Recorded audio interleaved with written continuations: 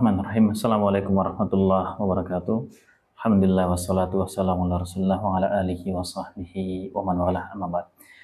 Jamaah yang kami muliakan dan kami cintai karena Allah Subhanahu wa taala. Coba kalau kita mau merenungkan dengan diri kita sendiri. Kita tahu bahwasanya salat yang 5 waktu itu hukumnya wajib.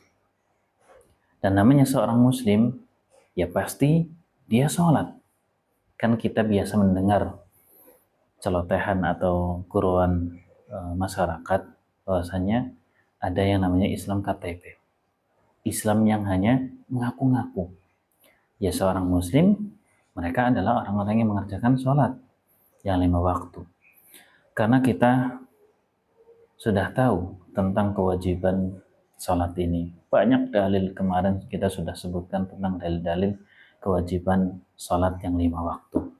Dan meninggalkan sholat yang 5 waktu ini termasuk salah satu dari dosa yang sangat besar, karena sholat ini merupakan rukun yang sangat ditekankan di dalam agama kita yang mulia, yaitu agama Islam.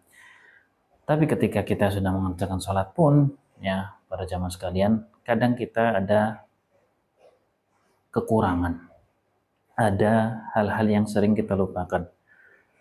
Untuk apa sih kita sholat? Untuk siapa kita mengerjakan sholat? Betapa banyak orang-orang yang mereka sholat tapi hatinya gak hadir ketika sholat. Entah mungkin karena saking banyaknya pekerjaan, saking banyaknya masalah di rumah, atau permasalahan-permasalahan yang lainnya. Betapa banyak pula orang-orang yang mereka ketika sudah berdiri Allah Akbar mengerjakan sholat, terus kemudian pikirannya kemana-mana. Mikirin apa?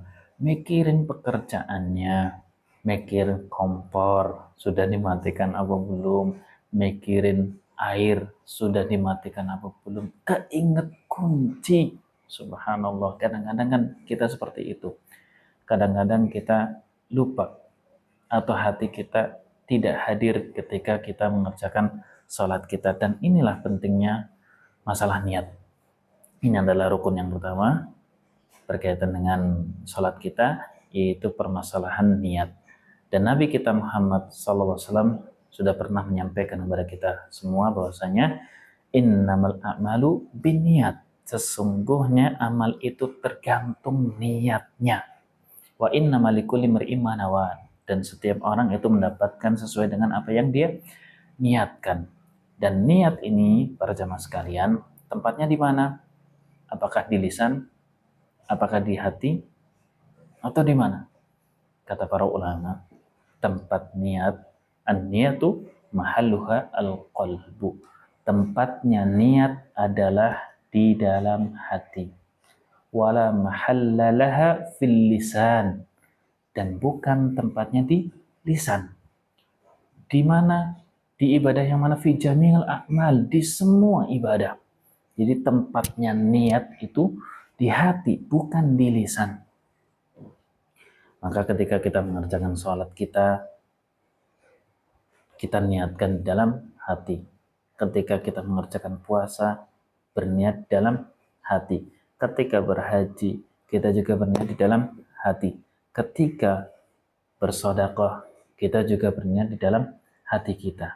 Bukan kemudian seseorang ketika ingin menegakkan sholat misalkan, terus kemudian sudah berdiri, dia sibuk untuk mengucapkan di lisannya, nawaitu an usalliyad duhra misalnya, atau yang semacam yang lainnya, nawaitu an usalliyal asra, nawaitu an usalliyal maghrib, dan lain sebagainya diucapkan secara lisan. Walaupun di sana memang ada perbedaan pendapat berkaitan dengan at-talaffudun niat, ya, berkaitan dengan melafadzkan niat. Ada perbedaan pendapat dari para ulama. Ya, tapi Allah Ta'ala alam, yang kami condong kepadanya bahwasanya niat ini dalam hati. Kenapa? Karena terkadang seseorang itu mengucapkan niat dengan lisannya berbeda dengan apa yang ada di dalam hatinya. Kan kita sering bahwasanya apa yang ada di dalam hati kita itu berbeda dengan apa yang keluar dari lisan kita. Contoh, misalkan seseorang karena mungkin pekerjaannya yang banyak, ya, kemudian sebelum salat duhur dia tidur terlebih dahulu karena kecapean. Kemudian ketika bangun, ya, dia bingung salat duhur apa asar. Dia yakin salat duhur, misalkan, ya, dia yakin salat duhur, nggak lihat jam, nggak lihat apa, kemudian adzan langsung ke masjid, udah mau, sudah salat sudah mau ditegakkan soalnya, kemudian dia bergabung, niat yang ada di dalam hati salat duhur, ya, kemudian yang terucap nawaitu an usalliyal asra, dan yang dianggap yang mana? Yang dianggap adalah yang ada di dalam hatinya, maka salatnya insya Allah tetap sah, ya. Maka niat itu tempatnya ada di dalam hati. Ketika kita berniat, maka ucapkanlah di dalam hati kita, bukan di lisan kita. Adapun di sebagian orang ketika mereka berniat mengerjakan sholat misalkan, kemudian mereka melafadzkannya dengan keras, ini sama sekali tidak disyariatkan. Ya, nawaitu an usolliya misalkan, sampai mengganggu sebelahnya. Justru ini malah bisa jadi dia berdosa karena melakukan perbuatan tersebut. Perbuatan tersebut tidak dicontohkan oleh Nabi Muhammad SAW. Kemudian yang kedua, hal itu mengganggu jamaah yang lainnya. Maka ketika kita ingin mengerjakan suatu ibadah, niat di dalam hati kita. Ya, dan Allah Subhanahu wa taala itu maha tahu apa yang ada di dalam hati kita. Allah Subhanahu wa taala ya'lamu ma fil qalbi, apa yang ada di dalam hati kita. Allah Maha tahu apa yang kita sembunyikan, apa yang kita tampakkan. Kata Allah Subhanahu wa taala, "Qul in tukhfu ma fi sudurikum aw tubduhu ya'lamhu Allah." Katakanlah apa yang kalian sembunyikan dalam hati-hati kalian, begitu juga apa yang kalian tampakkan, Allah tahu. Ya, Allah itu Maha tahu. Allah Maha tahu niat kita, Allah tahu kita niat untuk apa. Dan kemudian ketika kita berniat untuk melaksanakan ibadah, misalkan ibadah sholat, ya, maka niatkan untuk 3 hal. Yang pertama, niatul ibadah. Niat ibadah tersebut. Contohnya sholat duhur. Saya niat sholat duhur. Niat ibadah. Kemudian, wa niyatun antakuna lillah. Sholat duhur tersebut dikerjakan untuk Allah Subhanahu wa taala, bukan untuk selainnya. Jadi niatnya karena Allah Subhanahu wa taala. Ini yang kedua. Kemudian wa niyatun annahu qama biha imtisalan li amrillah, dan berniat dia melaksanakan ibadah tersebut karena ibadah tersebut diperintahkan oleh Allah Subhanahu wa taala. Perintahnya mana? Perintahnya banyak sekali berkaitan dengan sholat. Kemarin kita sudah sampaikan di antara dalilnya, misalkan wa aqimus sholat, dan tegakkan sholat, wa aqimus sholat, wa atus zakat, dan tegakkanlah sholat, kemudian juga tunaikanlah zakat. Ya, ini adalah perintah-perintah bahwasanya sholat itu wajib. Jadi ketika kita berniat, ketika kita akan menegakkan sholat kita, maka niatkan 3 hal tersebut.